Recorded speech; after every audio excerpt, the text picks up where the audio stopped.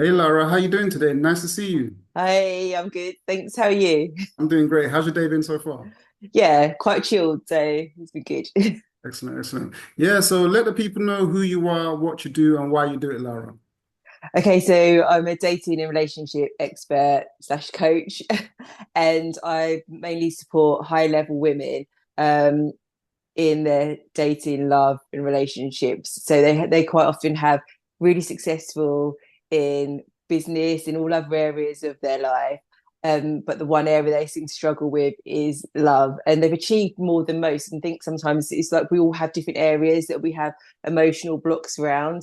So I support them in healing the relationship they have with themselves by doing like going through coaching and doing the internal work and the energetics so that they can remove what's holding them back and blocking them, and they can then become more of a vibrational match to attract a better type of relationship, because the relationships they've been attracting mainly are people who like partners who are sort of not bringing the same to the table, who kind of need caring for rather than wanting to care. So they sort of take a caretaker role as well. So just in all those different aspects.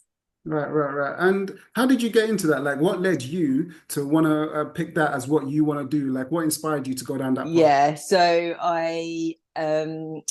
I've self-development has been my passion for like 20 years.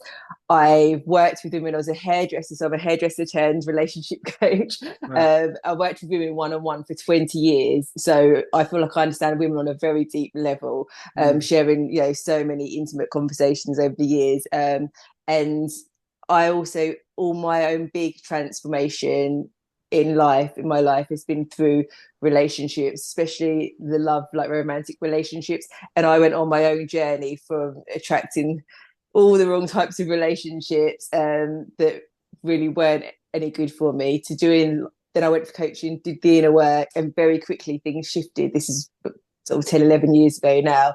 And within 3 months of doing that inner work, I'd met my husband, and like soulmate type of relationship where, it's completely different to what I'd been attracting before. So I know the path and I know how they're feeling and I know what it takes to create those shifts, as well as obviously bringing in the coaching, modalities and tools and the qualification that I did sort of a few years ago now. Right, right, right. You did mention the people that you work with, the women that you work with, they tend to attract the type of men that kind of need someone to care for them. What is Yeah. you think is attracting those type of men, like in regards to the women that you work with? What is it Yeah. about them that is I attracting those kind feel like it's maybe that they're kind of a bit more in their masculine energy, and that could be for many different reasons, and through any sense of not necessarily for themselves, because of themselves. They've like it's quite often goes back to childhood, or they have had to be very independent their whole life. If they didn't take care of things, who would? So they're used to being very independent, taking that caretaker role. They're obviously quite successful in their business as well. And they might being quite male dominated, areas where they've had to be like that and be more in their sort of masculine energy. And then also then you start to create once there's something showed up a few times, it starts to create a narrative and a pattern. And so of. we start to work on changing those the beliefs and the stories that we tell ourselves, because our beliefs are really what attracts this that keeps attracting the same type of things to us, and we'll keep getting the same lesson until we learn our lesson, and Mm. then that's when things change. So there's always something. It's kind of, I feel like, uh whatever it may be with relationships or whatever that shows up in your life, it's a kind of a mirror back to you. So that's why you have to change the energetics and the beliefs. Yeah, yeah, like how you carry yourself in every situation will determine how people tend to treat you. Would you agree? Yeah, yeah, that they cannot, nobody can treat you how you don't allow them to. But the other part of it is a lot of like worthiness and deservability. And they may never have actually ever felt that they've been loved. So they wouldn't really know how that feels, or be something that's expected. They say they'll tend to like overgive, and then they feel like they can end up feeling like they're sort of, you know, it's not an equal relationship, and they sort of burnt themselves out overgiving, and then that creates sort of resentment. So that's why it's wanting to, you need to sort of balance those energies within yourself and what you think you're worthy of. and Yeah. then that what you attract will be different. Yeah, yeah. You also mentioned like yourself having relationships in the past that didn't necessarily favor you. Yeah. So like, we've all had different struggles when it comes to relationships in the Yes, past. everybody Yeah, does. Yeah. yeah, for sure. So like, what would you say some of those struggles were, and how did you navigate through those struggles in your personal life to get to where you are now? So what sort of showed up for me was I didn't I know now that the issue was that I didn't have very much worthiness and deservability when it came to relationships. I thought the other person was more their needs and what their wants were more important than my own.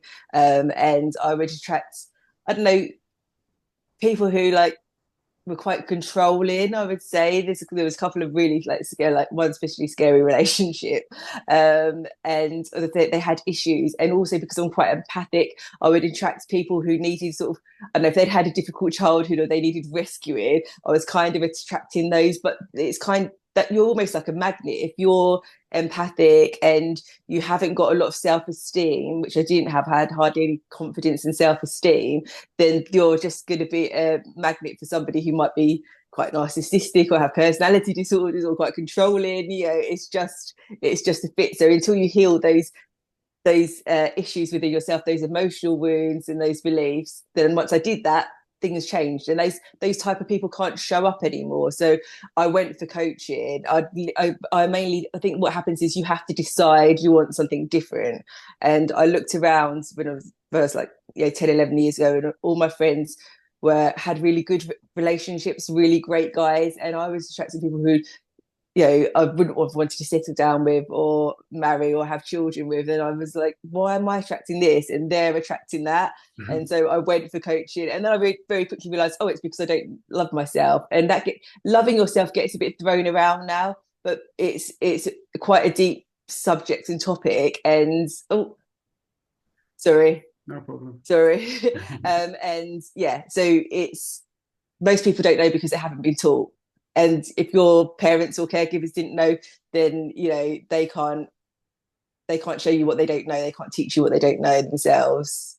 Yeah, a lot of people like they feel like they are like on their own and they don't realize that look, there is help out there, like, but they're afraid to reach out. Like you said, Yeah. you went for some coaching, and Yeah. it's not that like we can't discover things by just thinking about it, but sometimes we tend to have blind spots, and it takes someone else to be able to point that out to make Yeah. us realize that. Definitely, you can't do the work by yourself, and even if you are quite into self-development like I was, and you read lots of books and you might watch lots of podcasts and you might have an awareness, you need someone to ignite that within you, somebody who's removed from your life, who knows how to ask you the right powerful questions. So they're not jumping in and rescuing you, they're going to ask you questions so you can tap into your own wisdom and go on your own journey with it. Right, right, right. Speaking a bit further on women like that have been focused on their professional life, like, and they tend to be attracting the wrong person, so to speak. Like these type of women that have dedicated themselves to their professional life, a lot of them, they tend to now feel like they don't know how to reconnect with their feminine self because they've spent so much time on their like kind of masculine self because of their professional Yeah, life. yeah. In what ways can they start to reconnect with their feminine self and let them know that it's okay to So be yeah, I think that way? if you're having coaching and somebody doing that work with you, that's really helpful because they can guide you. I feel like it's less feminine energy is more being rather than doing. Doing, and it's just sort of calming the nervous system down. Going, like, being out in nature, for instance, going barefoot, going on like barefoot on grass or on sand, because you're connecting to, like, sort of the you're earthing, you're grounding yourself. And feminine energy is about, it's very good to practice more mindfulness and meditation because it's about being in the moment, and being in flow, and that softness, and just thinking about how you're holding yourself and how you're speaking and your posture, and relaxing your expressions and or your tone, and just becoming mindful around those. So it's everything's softer. You could wear softer, more soft like romantic clothes or colors that feel soft and romantic, or just getting into that energy, comfortable, soft, beautiful energy. Yeah, I mean, it really is the simple things that get overlooked. We place a lot of importance on what we think is going to bring us something, but the internal things that are ignored bring us a lot more in the long run. Would you agree with that? Yeah, your internal world is everything. So that's why I'm always going on about the internal work. And I know how powerful it is because I've done it. So, I know I'm an embodiment of what I teach, and your outer world will always be an expression of what's going on inside. So you don't really have to do a lot. You have to just do the inner work. Go to somebody who, if you're aware you've got an issue in a certain area, go to somebody who has navigated that. They're further along in the journey and they can help guide you. So you're not keep going down rabbit holes or going around the same cycle over and over again. You just have to make those internal shifts, and then your outer world will just automatically change. Yeah, yeah. Now, like looking at relationships and like how people navigate within relationships, traditionally there has been like a kind of gender roles where like there's someone in the relationship that kind of leads the way and then someone chooses to follow that person. What is your viewpoint on gender roles, and you yourself as a woman, how do you feel about having someone that can make you that can create a path for themselves and make you a part of their journey, like kind of like including you within themselves? Or do you feel like you prefer to create your own path independent of your relationship? Yeah, so I probably do bit of both, really, to be honest. Like, we've got a very secure relationship. I've been with my husband now sort of like 11 years. We support each other. There's no jealousy. We celebrate each other like successes, sort of be each other's cheerleaders. We enjoy our time together, but we also enjoy our separate time, like time on our own, time with friends. We're both focusing on our own careers, so it's there's time for everything. I don't know. Feel like life is hard for women, especially because we are running a home and having a family is a full-time job in itself. And nowadays we've we've kind of put a lot of pressure on ourselves to feel like you can have it all, but it's really hard to you know go out to work or run a business and be running a home and be having a family, and keep up all the different roles that we have, like family and friends and all of that. So I feel like it is such a balancing act, and there is a lot of pressure to be able to do it all, rather than being able to, years ago, you'd be at home and you'd have that family and you'd run a home, and you haven't got all those other added pressures. Yeah, So you yeah. need to have a partner who is happy to help, to both pull your own weight. I think you mentioned a key point there in terms of our balance, right? Like, because yeah, we are different as men and women, but we complement each other. So, like, if we are able Yeah. to understand and embrace our strengths and differences, it actually creates a balance for us as Yes. a unit going Yeah. forward. Yeah, Yeah, well, maybe you both bring your own strengths to the relationship, and you're like, well, you're really good with that, and I'm not so good with that, and vice versa. So, and to be with somebody who brings out the best in you, because you can either be with somebody who brings out the best in you or who brings out the absolute worst in you, be completely different with different people. So yeah, it's, playing to your strengths and being with somebody who brings out the best in you. It makes your life is easier and better for them being in it. yeah. Excellent, excellent. Yeah, no, like, we go out all the time and we see different people that we're attracted to. Like, so in the context of human nature now, like, and the fact that we see different people that we're attracted to all the time, what is your viewpoint on monogamy versus non-monogamy when we're looking at relationship dynamics? I actually just think that you got to do what makes you happy, and as long as you're honest with the whoever you're with, your partners, and you're not pretending to be monogamous, but then you're not. I think if you're honest and open, then whatever works for you, and as long as your partners or partner is happy with that, I don't think there's any right or wrong, at all. Right, right. So basing it on honesty over anything. Honesty, authenticity, Mhm. and then the other person can make their decisions on if that's something that's going to be for them or not. You have to be Right, able right. to let that other person make the decision as Yeah, well. yeah, yeah, yeah. And okay, so for people that like they're in a relationship, and they're thinking about like non-monogamy or opening their relationship, but they're worried about like how their partner's gonna react. Like they don't necessarily want to cause a conflict in the relationship, but they have a desire to possibly open up the relationship. In what ways can they communicate that type of thing to their partner in the most smooth way possible? Yeah, hopefully you're in a relationship where there is open communication, and you have to respect the other person's views, obviously. So they may or may not be willing to do that. You know, they may have really strong beliefs on it. If it is something that they would consider, then maybe even going to a coach who dealt with that type of thing, you know, like to help you put a plan into place where you can navigate it in a really safe way, safe, comfortable way, and you put strong boundaries in. I think definitely setting, if you were going to go down that road and one person wasn't quite sure, put in real strong boundaries in, okay, I'm comfortable with this. That's as far as that can go, you know, and taking baby steps, but having those open and honest conversations first and making sure you both got boundaries so you know exactly what will be happening or what won't be happening. And you can always change those as it evolves. Yeah, okay. So in the case where okay, they find a way to bring it up to their partner, but their partner's like, no, that's not happening. Like that is not the case at all.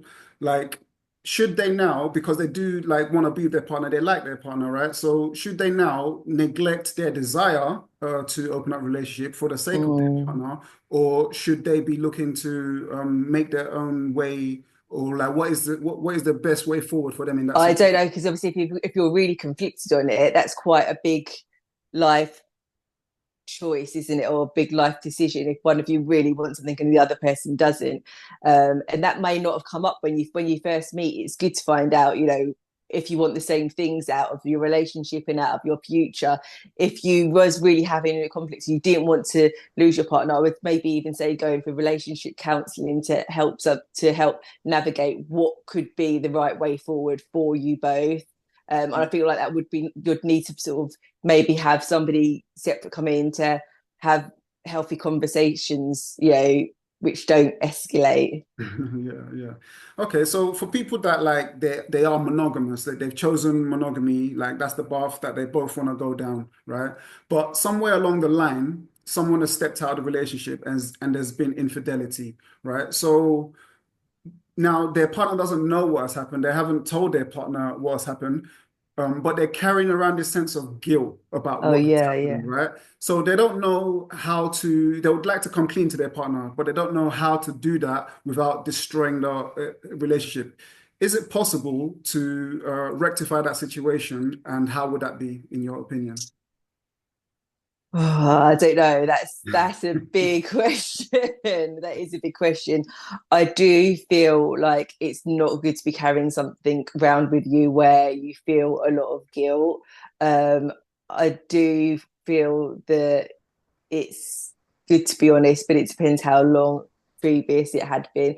If it's something that you know is never going to happen again, I don't know if you could risk losing your relationship. And it's whether you're protecting that person or whether you know you should be able to you should tell them and let them make their own decision about whether they wanted to continue with the relationship, because obviously once you break a trust, it's very, you know, if you haven't got trust in a relationship, you haven't really got a relationship. Right. So that is a massive question, really. And it would be down to the individual or to navigate that, or maybe even again go and speak to somebody professionally about it and then help them find a way forward of how they're going to deal with that situation. Yeah, and like some people will be like, look, like what has happened has happened. My partner doesn't know. I feel this sense of guilt, but Mm. hopefully over time, this feeling of guilt would diminish, and I can Yeah, keep my relationship if I just yeah. keep quiet. Would you say keeping quiet is a viable option for them? Maybe if they could deal with their feelings of guilt, because I think, you know, that's really going to affect yourself and the relationship if you're carrying that round. So that's why I think, you know, they would need to go and get professional advice.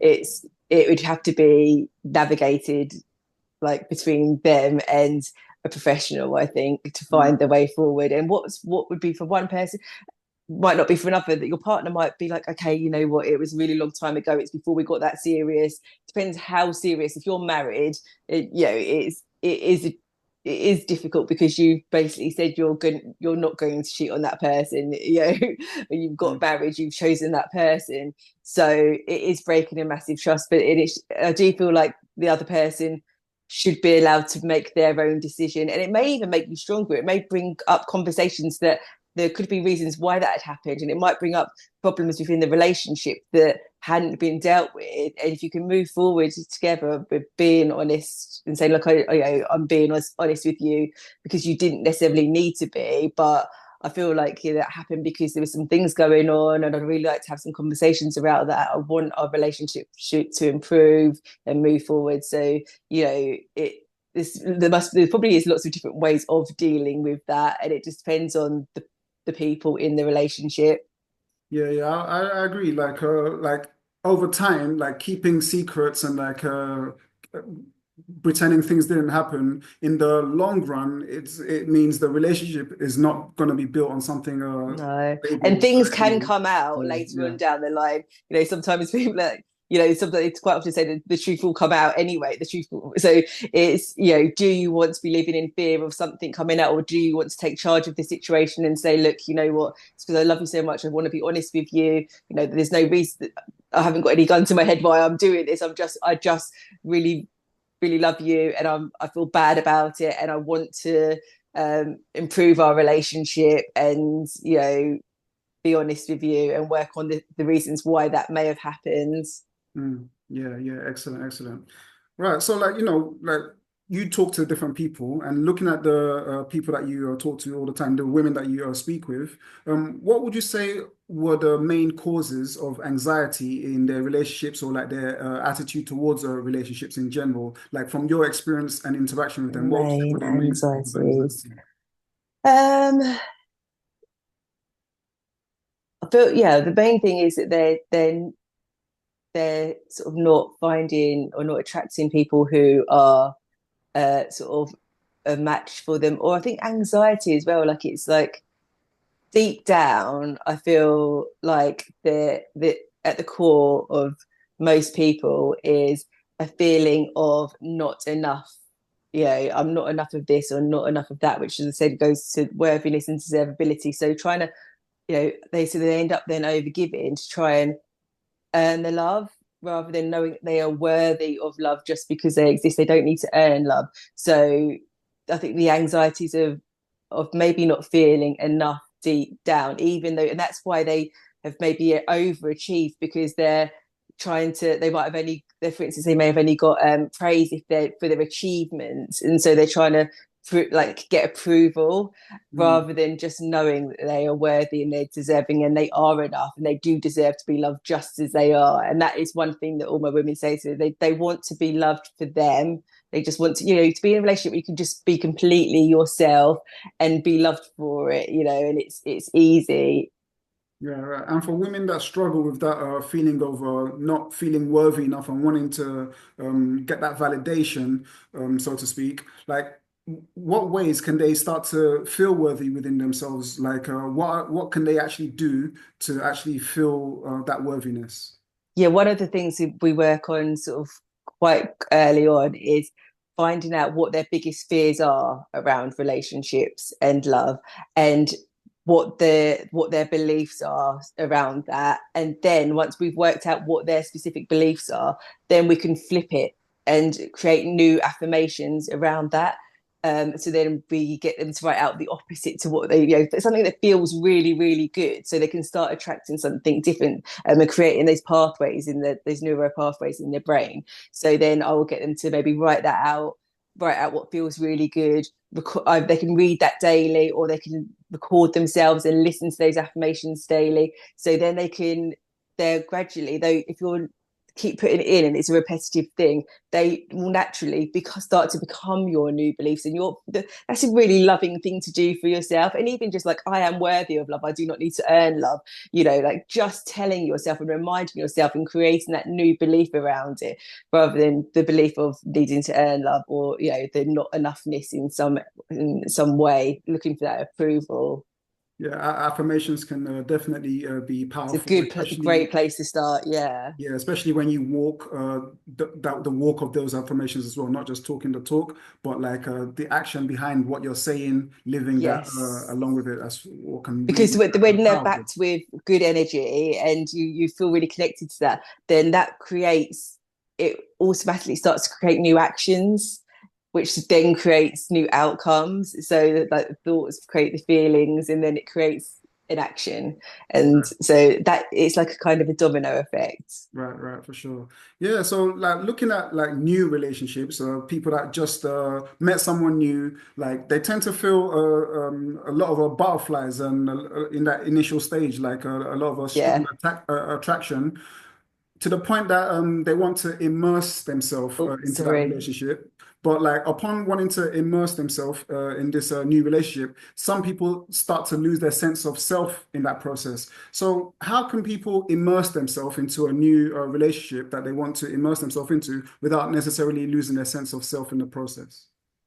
Oh, I don't think the main thing is not to try to pretend to be something different. Like when you're trying to impress somebody, try to say the things that you think they want to hear, or behave in a certain way. You need to be authentically you, even if you're really, really attracted to the person. If you're authentically you, then you won't lose yourself. If you're trying to be something completely different, then you will. Because you can't keep that up, and then you'll end up feeling resentful. So, and you want to be loved for you as well, not for trying to fit into a box and trying to please somebody.